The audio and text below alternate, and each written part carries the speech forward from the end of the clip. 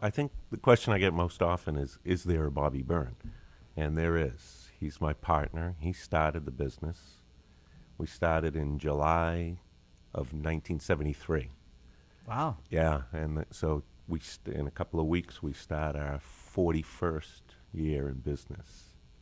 And Bobby was a bartender in New York City.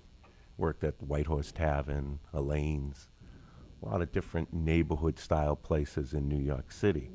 And so when he came to the Cape, he was 40 years old, and that's exactly what he wanted to open, as a neighborhood pub. He calls it, our original moniker for us was Eating, Drinking, Talking Establishment. All right. And I came about a year and a half later in 1975, and I was 20 at the time, and he was 40, and we've been together ever since. And we've grown it. We grew it at one point to 7 restaurants, and then we retrenched a bit to the original 3, and then recently we added a 4th unit. Mashpee, right? Yeah, the total different concept, Nice. a bowling bistro. Right.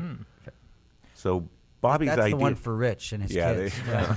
I'll take my kids there. A little exercise. Yeah. So what's the secret of your success? 41 years for a restaurant is an awfully long time. How have you stayed fresh and current, and what's been your trick? Well, it was Bobby's vision right from the beginning of what he experienced in New York City as being a neighborhood-style place that didn't give in to trends or what was fashionable or anything, that new that came down the block. It was just good food, reasonable prices, good portions, a safe, clean, well-lit environment, as he put it. Because that's what New York Stick City to was the about. basics. Exactly. And so we've done that. And when I came along, he's the entrepreneur, the raconteur. He's the one that wanted to expand and keep going. So after 5 or 6 years of us being together, we opened the 2nd, and then the 3rd and the 4th, and kind of expanded from there. And Bobby would just go from one to the next, and the day-to-day business of the business didn't really interest him, so he turned that over to me pretty quickly in like about 82 or 83. And so I just followed his vision of every day we open at 11 o'clock, every day we close at 1, 363 days a year. We only close for Thanksgiving and Christmas.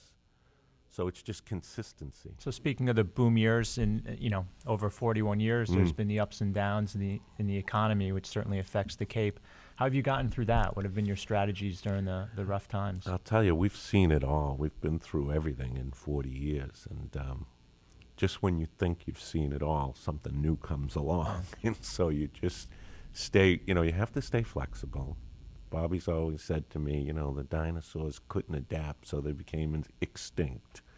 We just had to adapt to whatever came along. At first we thought, when they rolled back the license from 2 a.m. to 1 a.m., where are we going to replace that revenue? When they, stop smoking, who's going to replace the smokers? And, we just keep our heads down, keep doing what we do on a consistent basis, and the formula works. Yeah. So is Bobby still involved in the business today? He's 81. He comes in every day. Yeah. Loves sort of keeping his feet in the sandbox, and keeping involved. But he's never really been involved in the day-to-day business. That never interested him. For quite a few years, he had a pickup truck and a toolbox, and he was our maintenance man. Loved tinkering around. He has a shop at his house. Bobby, we need a shelf. Bobby, we need this done. Bobby, we need that done. And he was, for quite a few years, our maintenance guy. That's great. Yeah. And that keeps him involved, kept him in front of the employees. He loves meeting the employees, talking to the people.